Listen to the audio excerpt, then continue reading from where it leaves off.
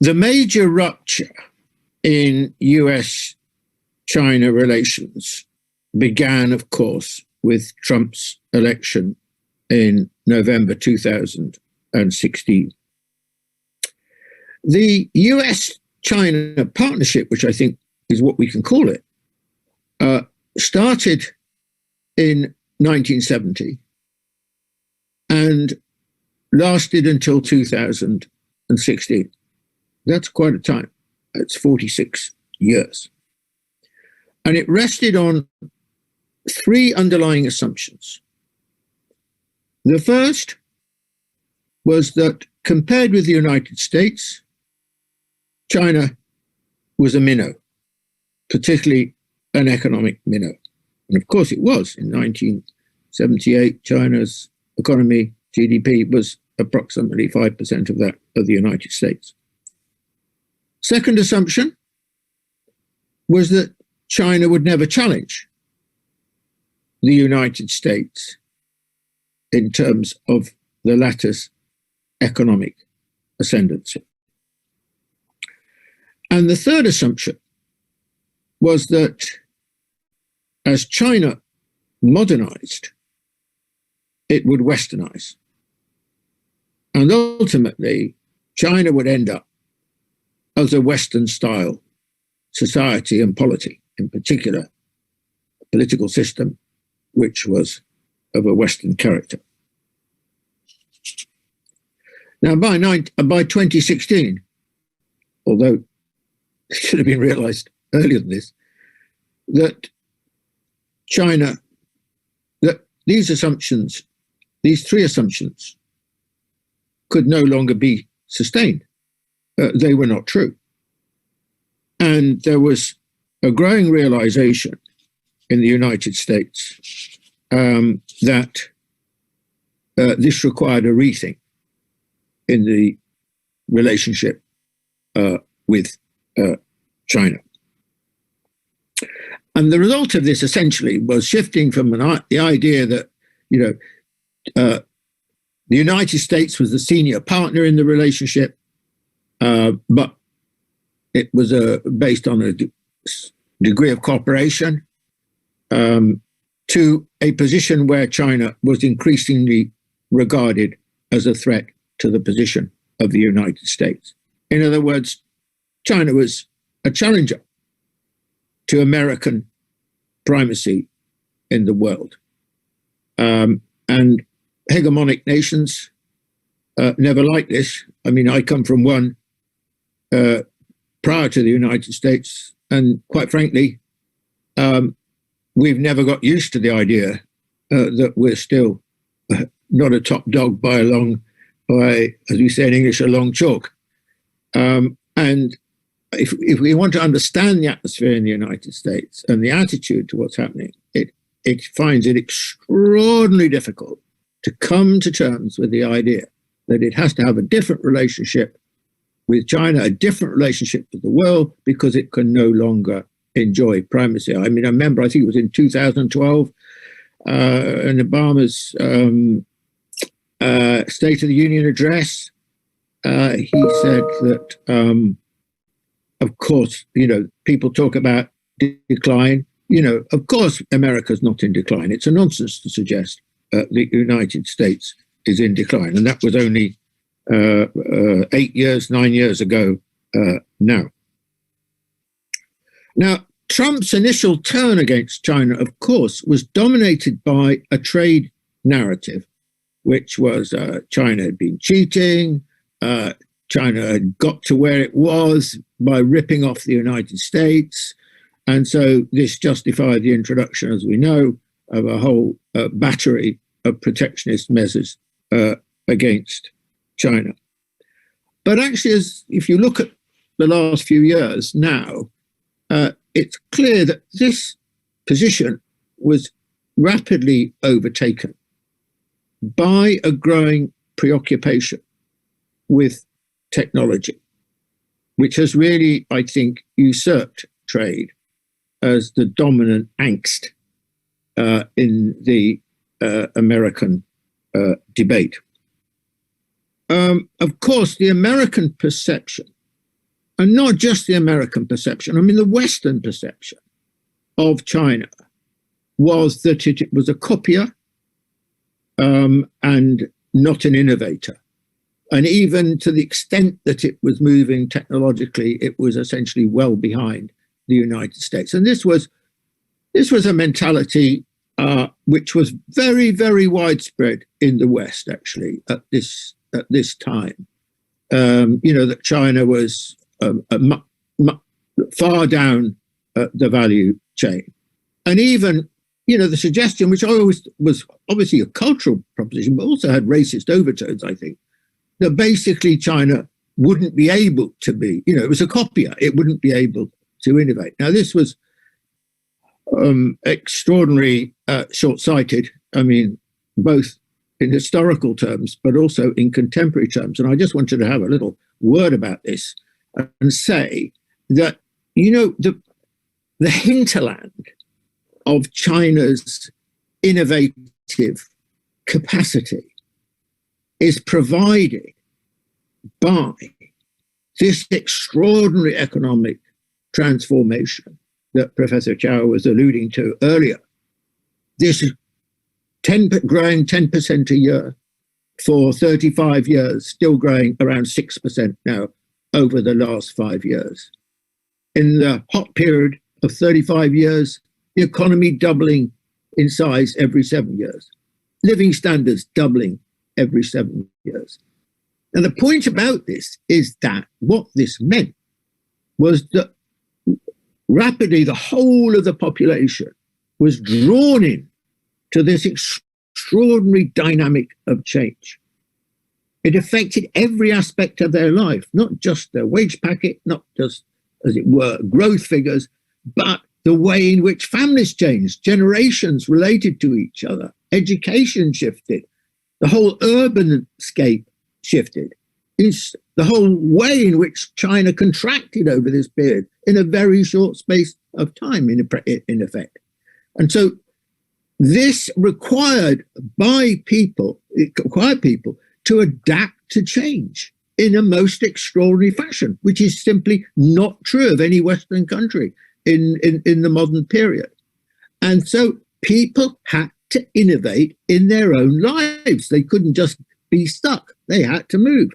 And so I think there was a huge grassroots basis, actually, for China becoming a kind of society of mass innovation. And I think that if we want to understand the latest developments and the speed which China adapted to cyber technology and the digital economy and so on, we have to see this underpinning, if you like, in Chinese, not just Chinese, in Chinese culture as well as the Chinese economy. Of course, reinforced by educational traditions and huge expenditures on education and so on. But this seems to me to have been the mass basis. Now, certainly the United States did not see this coming. I think generally the West didn't see it coming. I mean, when I published my book, When China Rules the World, I've often got asked questions about, well, China's never going to be an innovator and so on. That was in 2009, and then another edition in 2012. I was still being asked the same kind of questions, around the world, especially the Western world, about China. Now, I mean, I think it's worth. I just found this quote, which I must give you, which was speaking at the 2014 commencement ceremony for the U.S. Air Force Academy in Colorado Springs. This is then Vice President Biden. And he gets onto he's talking about innovation and so on, and so on. And he said, well, okay, people say, China's graduating a lot of students, scientists and engineers and so on. And this is to quote, "But I challenge you, name me one innovative project, one innovative change, one innovative product that has come out of China." Now, that was in 2014. By 2014, China was going through this huge transformation, digital transformation, with WeChat and Alibaba and Huawei's performance and so on. I mean, China was well on the road to what it is now during this period, but there was an ignorance, an American ignorance about where China had got to, which even reached the White House during this period. Now, of course, this process of transformation was very rapid. I mean, initially, China's relationship with Silicon Valley was essentially a follower and learning from it and copying it and picking up the latest thing and adapting it to the Chinese market and so on. But by 2014, that had already begun to change in a big way. And you can see the center of gravity. The direction of travel initially was Silicon Valley to China. But by 2014 onwards, it wasn't. It was two-way traffic. And it became increasingly clear to the big American tech companies that they were seriously missing out by not having a presence in the Chinese market. But there was always that. I mean, Eric Schmidt, for example, who was then chairman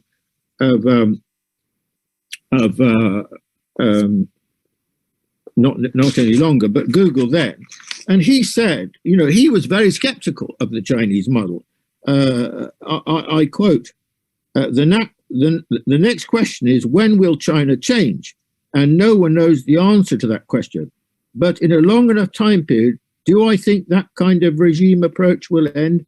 I think absolutely. He's referring to, you know, what he regards to be censorship in China, lack of a free debate on these kind of issues, and so on. Now, in fact, of course, Schmidt was quite wrong. If you know, about 3 or 4 years ago, he was realizing that actually the internet was not going to develop in a Silicon Valley way, because he was talking about the possibility of 2, 3, 4 internets and a recognition, basically a recognition of the power of China's position in regard to internet sovereignty, and the beginning of the decline of the Silicon Valley, the influence of the Silicon Valley model, not just as far as China was concerned, but also globally. And of course, during this period, several Silicon Valley companies were in China, but basically they were either defeated, as in the case with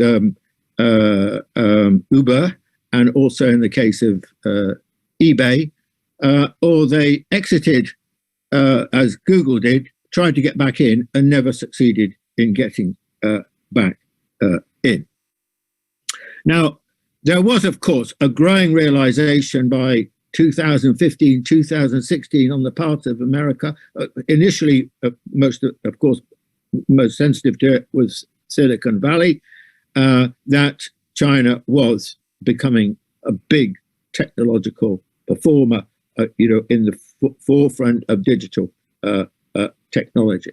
And it was this, I think, that this resulted in a very big backlash in the United States, a sudden fear that what was happening, the absolute, sort of sine qua non of American self-regard was that the United States was the technological leader in the world and would remain so without any question whatsoever. And of course, what happened with the emergence of Huawei and Tencent and Alibaba and so forth is that that could no longer be assumed, and that there was a serious challenge. And of course, what that led to, and it started before Trump, it started with the Obama administration, was a desire, a need, an imperative to begin to break to stop China's links with technology firms in the United States, and of course with Silicon Valley. And we saw during the Trump period especially the latter part of it, a series of very sweeping measures, basically to stop China buying startups, recruiting personnel in the US, collaborating with American firms, receiving semiconductors and so on. I mean, the classic example in this period, I think, was probably Huawei, but it affected the whole of the tech sector probably now in China. And essentially, I think there were three principles that informed this approach. One, the desire on the part of the United States to disentangle the tech ecosystems. And that process is well underway, and I think this will continue for the foreseeable future, maybe even the indefinite future. That doesn't mean that no cooperation will be possible, but certainly nothing like its speed. It's worth adding here, by the way, that the way the Americans have acted, they said, Schmidt said, well, China's got to be like the US, it's got to be like Silicon Valley, it's got to have the values of Silicon Valley, openness and all that kind of thing. And the Americas ended up actually, in some senses, aping the Chinese model by trying to cut China out of Silicon Valley and tech in the United States. So the first thing, disentangling the two, the tech ecosystems. Secondly, very fierce competition between Chinese and American tech companies in third-party markets like India, Brazil, lots of countries actually, Mexico and so on.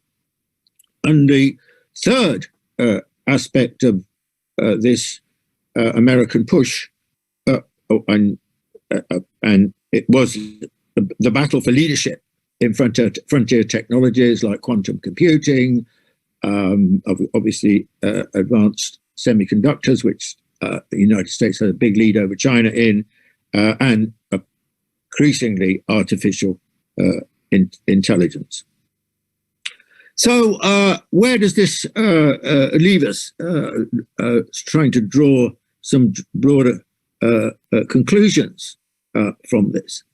I think probably, in some sense, it's political shift, which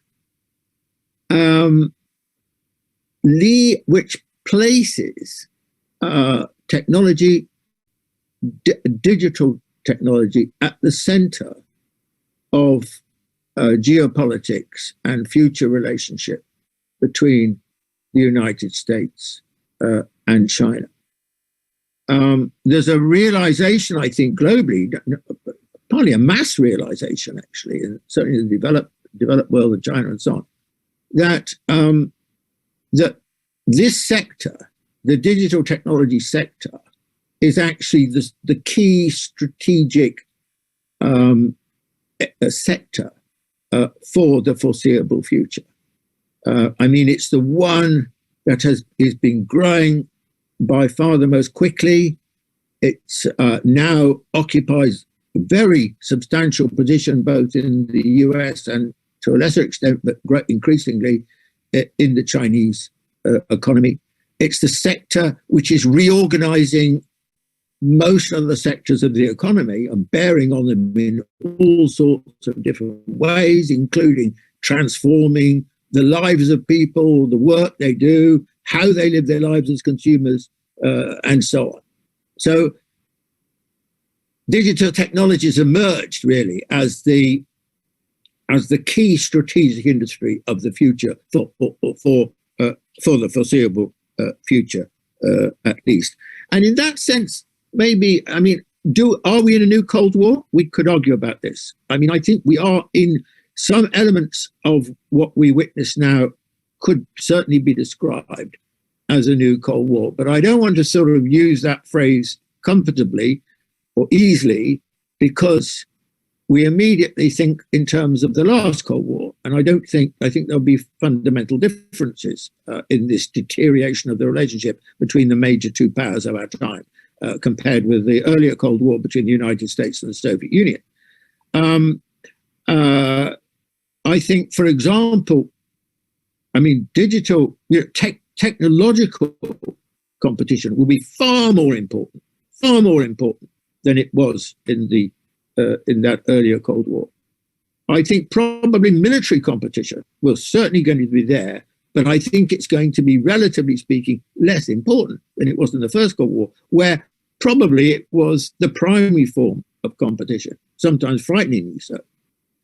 And I think also that ideological competition is less explicit, less clear, but still there. But it's not there in the same way as in the first Cold War, because in the first Cold War, it was like an ideological competition between two different systems. Now, I would argue that there are elements of that definitely in the relationship between China and the United States as well. But because China is not in any sense, and never has been, a messianic country, whereas the Soviet Union was a messianic country, that in large measure, that reduces, it seems to me, the kind of tension that can come from that area. So I think that, this whole question of technology, digital technology, is absolutely central to the future of relationship between the United States and China, and to how things are likely to unfold in the global economy and the global politics. Now, 2 points I would make here. First of all, I think it's worth observing that both the United States and China are way ahead of any other countries in the world when it comes to digital technology, and have been accelerating away. I mean, the really interesting comparison here from a Western point of view is the relative absence of this sector in Europe. I mean, the arguments in Europe in the world. And the second general point I probably want to extract is that with all these measures being taken by the US government against Chinese companies in terms of tech cooperation, technology sharing, etc., I think that, and the drive, as I mentioned earlier, for decoupling the tech ecosystems, I think the conclusion I would draw from that is it's the digital technology sector which is the driver of a broader trend towards decoupling in the relationship between the United States and China. But there are serious limits to, in my view, to how far that decoupling process can go, because quite simply, China is too important in the global economy and has too much power in the world to enable any serious excising, as it were, of the relationship between China and the global economy. So this brings me to my concluding point. How long is this kind of relationship between the United States and China going to last? I mean, I remember in 2016, 17, 18, I remember particularly a conference in China Development Forum in 2019, autumn, I think it was, September. And I did a debate with Tom Friedman. And I noticed that there was there's still in China as well, quite a strong feeling that this, needn't go on. I have felt ever since the rupture started in 2016 that this is going to last a long time. This is not a temporary situation, that we are in a new historical era. Remember, Cold War, 1945 to 1989, and that was 42 years. The collaboration, the benign partnership between China and the United States started 1970, 2016, that's 46 years. I think that this is going to go on for a minimum of 2 decades. And it could go on longer than that. So then the next question we might ask is, well, under what circumstances would this breach be overcome?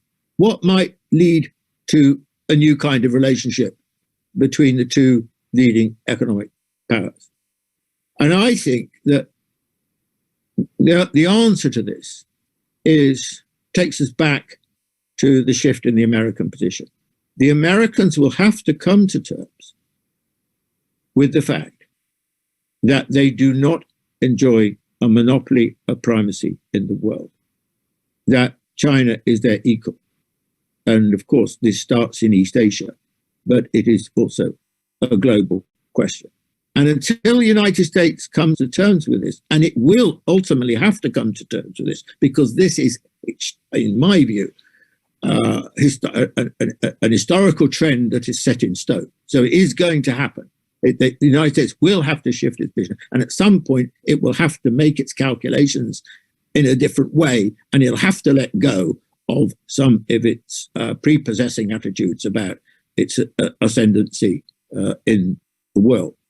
Now, how this will come about, I don't know. I mean, I just throw in at the end something occurred to me, which is that, you know, already the Biden administration is sort of exempting climate change from its refusal to cooperate with China.